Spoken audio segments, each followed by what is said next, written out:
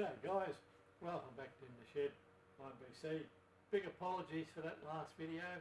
I don't know why the GoPro went lame. Same lighting as I usually give it.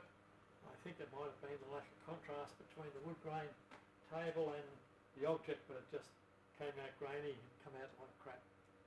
So we decided to do a rerun.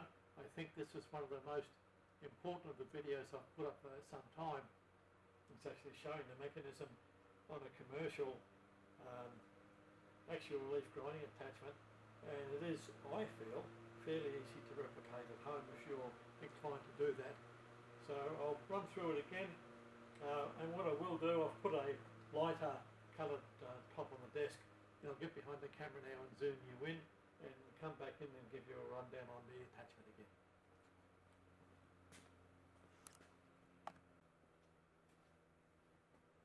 Okay, I'm back to the internal mic and the camcorder. Please let me know what you think of the audio. I will do another one later today on zero angle drills where I'll be using the remote mic. I'm still trying to sort my gear out, and that's part of the problem I've had lately. Okay, this came with the RO grinder, and as I said last week, it's a straight cylindrical body. It does have a flanged mount onto a mounting plate. I think I would prefer to use this on a vertical bracket because that would give you a second axis of tilt. It has that big 30mm collet that I showed, and I don't know what the hell it was being used for. And it is a bit stiff to turn. I don't know whether that's the mechanism for the angular axial relief or not. But this is the cam plate. It looks very, very much like a piece of pipe has been cut to form a disc with a small flat machined on right there for the mounting plate to go onto. The mounting plate has a slot here, so you can move the cam rapidly backwards and forwards, and it also pivots about that bolt, and by pivoting the plate you can control the amount of axial clearance, and you can time when it starts and when it stops. So it'll take a little bit of practice to get used to, but the ring at the back here is drilled and tapped for these pins that ride up over the cam. It's designed to be able to run on 2, 3 or 4 pins. Why they didn't go to 6 I don't know, but how many 6-flute tools are there that you want to grind? But being for big diameter work, I would have thought there'd be some. But the action should be quite discernible from there. As I rotate it, the pin rolls up on the cam, or rides up on the cam, and drops down at the back here. And the grinding wheel is still grinding in the correct direction, but the tool's going in the opposite direction to what I'm used to. So down here is where you have the cutting edge engaging, and then you get more and more and more relief behind the cutting edge, and then drops into the next flute. So if you can follow that pin around on the cam, it drops off the edge back here, and the whole lot moves forward against an internal spring. So that's a fairly simple mechanism to replicate.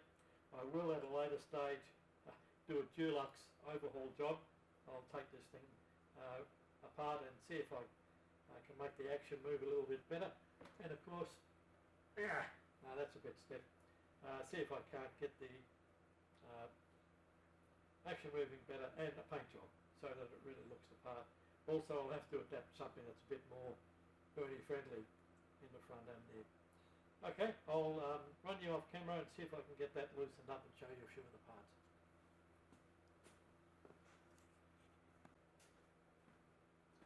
Okay, I've got the cam plate off now to give you a bit of a better idea of the operating pins.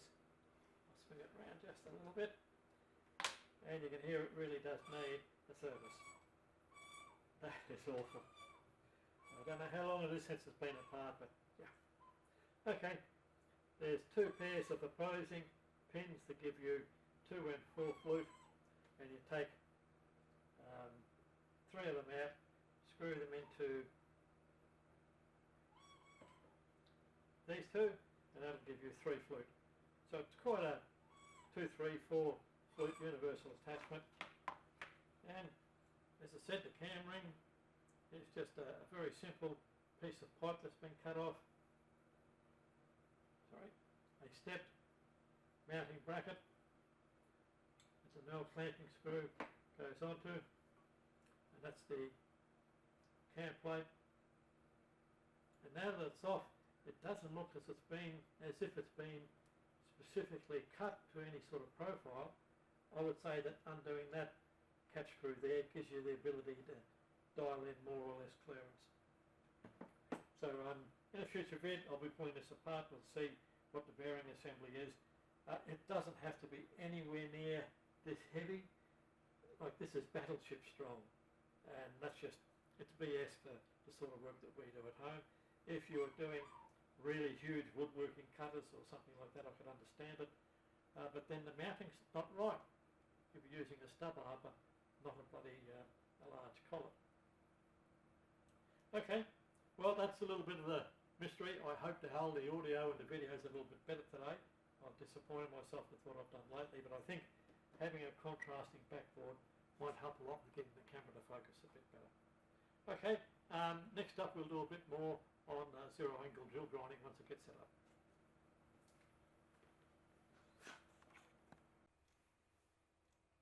Okay, as far as macro shots go, I'm pretty crap.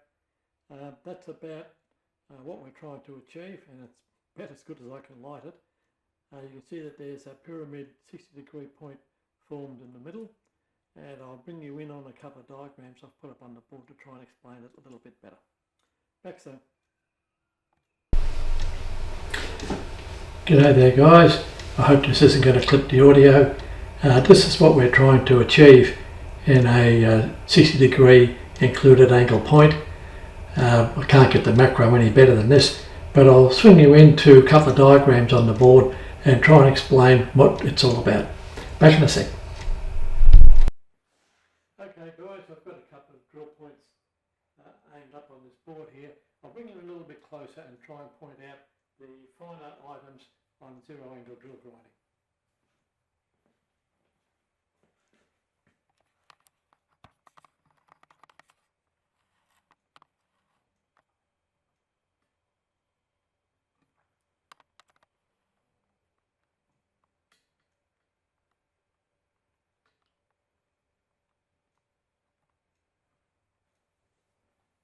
Okay, that's a little better. Now I've already shown you the dressed grinding wheel.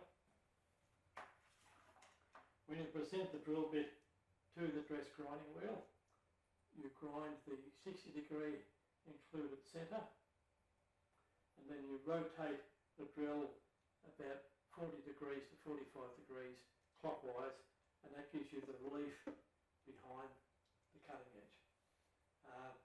It takes a while to master, and it takes a while to get the two edges to the right height, and later on I'll show you a very simple gauge to manage that. Now, to show you that you've done it correctly or not, well, by the way, that's the ground section behind the flute, and that's the next flute coming around. When you grind the point looking perpendicular to the cutting edge, this is what you see. And when you look perpendicular to the clearance area, that's the bit you'll ground behind the cutting edge, you get a small pyramid effect up the top. Now this point is a bit exaggerated. The best you want there is about 1/6 to 1/4 of the diameter of the drill. Now when you grind it correctly, as you grind that clearance area behind the cutting edge of the centre of the drill, that little edge is formed. And you can see that the flute dimensions are slightly different. You're seeing more of the flute here because we're at 90 degrees to the centre, not 90 degrees to the cutting edge. When you grind clearance behind the cutting edge, it moves the centre of the drill around. A little bit hard to explain, but as I said the other day, if you do a little bit of practice and start to see what you're producing on the drill, you'll soon pick this up. It's not rocket science. Okay, now to make a jig for getting both edges the same length and getting the centre right. Back soon.